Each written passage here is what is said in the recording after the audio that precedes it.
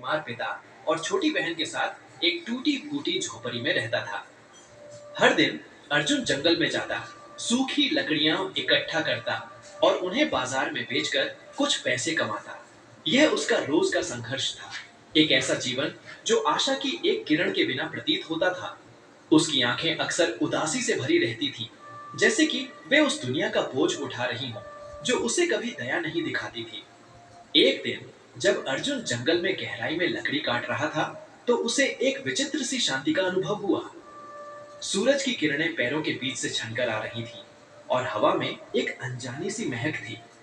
तभी उसने देखा, एक साधु अपने भगवा वस्त्रों में एक बड़े से बरगद के पेड़ के नीचे ध्यान मग्न बैठे थे। उनके चेहरे पर असीम शांति और करुणा थी, जो अर्जुन ने कभी किसी में नहीं देखी थी।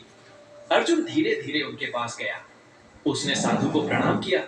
साधु ने अपनी आंखें खोली। उनकी आंखों में एक ऐसी चमक थी जिसने अर्जुन को मंत्र मुग्ध कर दिया। क्या चाहते हो बालक? साधु ने मधुर वाणी में पूछा। अर्जुन हिचकिचाते हुए बोला, गुरुवर, मैं बहुत गरीब हूं। मेरे पिता बीमार हैं और मेरी छोटी बहन भूखी है। मैं रोज यहाँ आकर लकड़ियां काटता हूँ, पर पेट भरना भी मुश्किल है। उसकी आवाज में दर्द और लाचारी साफ झलक रही थी।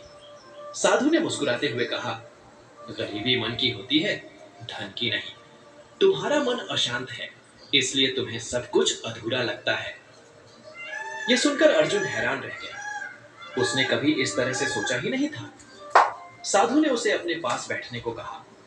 उस दिन से अर्जुन हर रोज जंगल आने लगा, न केवल लकड़ी काटने बल्कि साधु से मिलने भी। साधु उसे ध्यान की कला सिखाते, मन को शांत करने के तरीके बताते और जीवन के अर्थ को समझाते। वे कहते, बाहरी दुनिया तुम्हें कभी सच्चा सुख नहीं दे सकती। सच्चा सुख तुम्हारे भीतर ही है, उसे पहचानो। साधु की शिक्षाएं अर्जुन के लिए एक अमृत समान थीं। धीरे धीरे अर्जुन ने अपने मन पर नियंत्रण पाना सीख लिया। उसकी उदासी कम होने लगी और उसकी जगह एक नई शांति ने ले ली। वह अब भी लकड़ियां काटता था, पर उसका दृष्टिकोण बदल गया था।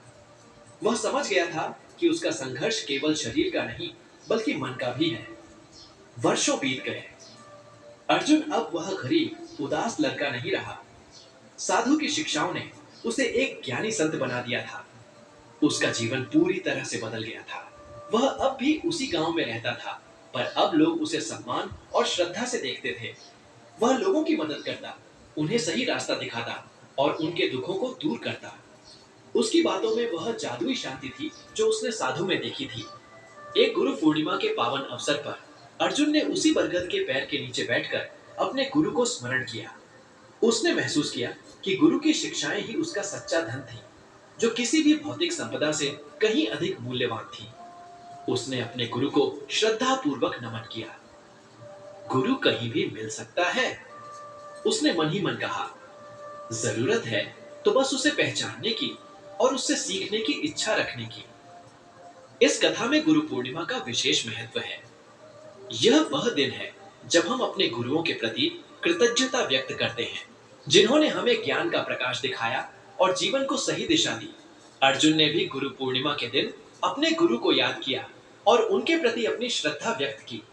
अर्जुन का जीवन एक प्रमाण था कि एक सच्चा गुरु किसी की भी नियति बदल सकता है।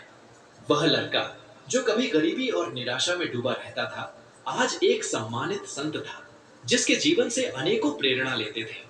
यह सब संभव हुआ केवल एक गुरु की शिक्षाओं से, जिन्होंने उसे न केवल ज्ञान दिया बल्कि यह भी सिखाया कि जीवन का असली अर्थ क्या है। अर्जुन ने सीखा कि सच्ची संपत्ति भीतर है, बाहरी दुनिया में नहीं। जैसे जैसे अर्जुन अपने गुरु को याद कर रहा था, उसके मन में वर्षों पहले की वह पहली मुलाकात ताजा हो उठी। वह छोटा उदास लड़का जो सिर्फ पेट भरने की जद्दोजहद में जी रहा था,